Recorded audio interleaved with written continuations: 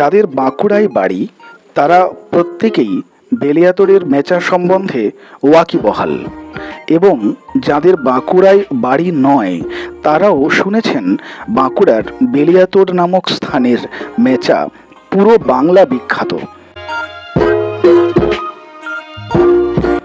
আর এই মিষ্টিটি পেতে চলেছে জিআই ট্যাগ। আজকের ভিডিওতে আমরা শুধু মেচা সন্দেশের ইতিহাসই জানব না, সেই সঙ্গে জানব জিআই ট্যাগ কি, কোন কাজে লাগে এই জিআই ট্যাগ। বেলিয়াতোড়ের মেচা সন্দেশের কথায় যাবার আগে আমরা একটু জিআই ট্যাগ নিয়ে কথা বলি। জিআই ট্যাগ, জিআই এর পুরো কথা হলো জিওগ্রাফিক্যাল ইন্ডিকেশন, ভৌগোলিক নির্দেশক ট্যাগ, যেটি প্রাকৃতিক বা মনুষ্য সৃষ্ট উভয় পণ্যগুলিতে দেওয়া হয়, যা দেশের একটি নির্দিষ্ট ভৌগোলিক অঞ্চলের মধ্যে সম্পর্কিত। এটি বুদ্ধিবৃত্তিক সম্পত্তির একটি স্বীকৃতি বলা যেতে পারে। ভারতে জিআই ট্যাগ 2003 সালের 15 সেপ্টেম্বর থেকে কার্যকর করা হয়।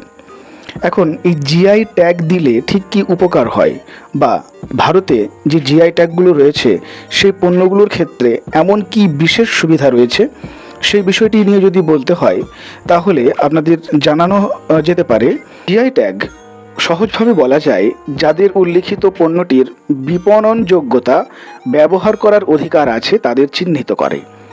এটি তৃতীয় পক্ষের দ্বারা এর ব্যবহার নিষিদ্ধ করে। জিআই ট্যাগ পণ্যগুলি এবং তাদের সাথে সংযুক্ত সম্প্রদায়গুলিকে অত্যন্ত প্রয়োজনীয় স্বীকৃতি এবং সুরক্ষা দিয়ে থাকে, যাতে তারা তাদের গুণমান এবং নাম সংরক্ষণের জন্য তাদের সময় এবং শক্তি উৎসর্গ করতে থাকে। জিআই ট্যাগ থাকে 10 বছর। 10 বছর পর পর এই জিআই ট্যাগকে আবার রিনিউ করাতে হয়। জিআই এর কিছু পর্যবেক্ষিত গ্রামীণ উন্নয়নের প্রভাব রয়েছে। সেগুলি হচ্ছে সাপ্লাই চেইন একটি সাধারণ পণ্য খ্যাতির চারপাশে গঠন করা হয়। জিআই পণ্যের জন্য বর্ধিত এবং স্থিতিশীল মূল্য নির্ধারণ করা হয়। সাপ্লাই চেইনের সমস্ত স্তরের মাধ্যমে বিতরণ করার মান যোগ করে। প্রাকৃতিক সম্পদ সংরক্ষণ করা যেতে পারে, যার উপর ভিত্তি করে এই পণ্যটি জিআই ট্যাগ পেয়েছে। ঐতিহ্য এবং ঐতিহ্যগত দক্ষতাকেও সংরক্ষণ করা হয় এই জিআই ট্যাগের মাধ্যমে, এবং একই সঙ্গে পর্যটনকেও উৎসাহিত করা হয়। পশ্চিমবঙ্গের অনেক পণ্যের উপরেই জিআই ট্যাগ রয়েছে। সেই পণ্যগুলির মধ্যে কয়েকটি উল্লেখযোগ্য হল বালুচরী শাড়ি, বাঁকুড়া পাঁচমুড়া টেরাকোটা কারুশিল্প, বেঙ্গল ডোকরা, বাংলা পটচিত্র, ধনিয়াখালি শাড়ি, মাদুর কাঁথি, নকশি কাঁথা, পুরুলিয়ার ছৌ মুখোশ, শান্তিনিকেতন চামড়ার পণ্য, শান্তিপুর শাড়ি, এরকম অনেক।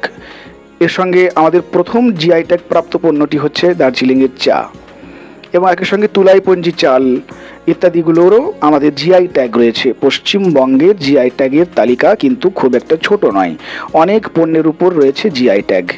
এবারে আমরা আসি আজকের ভিডিওর যে মূল কথা, বেলিয়াতোড়ের মেচা। এই বেলিয়াতোড়ের মেচা সন্দেশকে নিয়ে এবার আমরা কথা বলছি। এর একটি ইতিহাস রয়েছে। আপনারা প্রত্যেকেই হয়তো বেলিয়াতোড়ের মেচা সন্দেশ খেয়েছেন, কিন্তু জানেন কি এই সন্দেশ মিষ্টিটি কে প্রথম তৈরি করেছিল? আসুন সেই গল্পে এবার আমরা প্রবেশ করি। যদিও বেলিয়াতোড়ের মেচা সন্দেশের ইতিহাস নিয়ে কোনো মুদ্রিত গ্রন্থ আছে কিনা সেই বিষয়টি অজানা, তবুও জনশ্রুতি বলছে বিষ্ণুপুরের মল্লরাজের দেওয়ান রাজার কাছ থেকে উপহার পেয়েছিলেন বেলিয়াতোড়ের জমিদারি।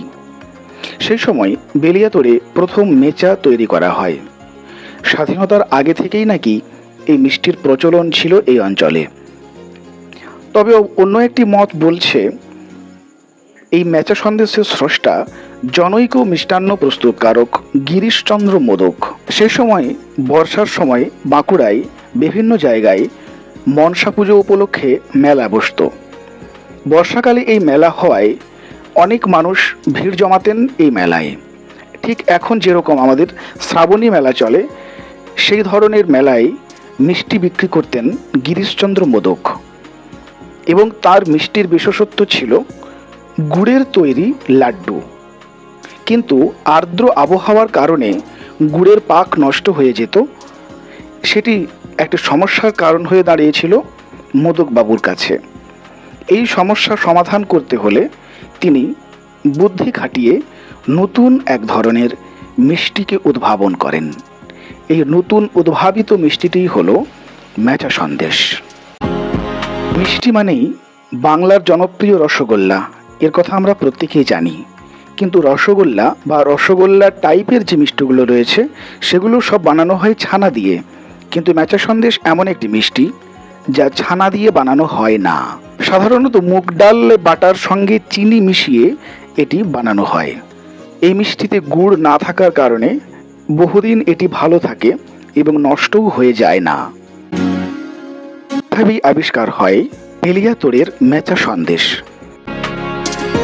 বাঁকুড়ার বেলিয়াতোড়ের এই মিষ্টিটি এবার জিআই ট্যাগের তালিকায় নিজের নাম করে নিতে চলেছে, তাই বিষয়টি খবরের শিরোনামে উঠে এসেছে। নিশ্চয়ই আপনারা কোনো না কোনো সময়ে বাঁকুড়ার বেলিয়াতোড়ের মেচা সন্দেশ খেয়েছেন। সেই অভিজ্ঞতার কথা এই ভিডিওর কমেন্ট বক্সে কমেন্ট করে জানাতে পারেন। শেষ পর্যন্ত ভিডিওটি দেখার জন্য অনেক ধন্যবাদ।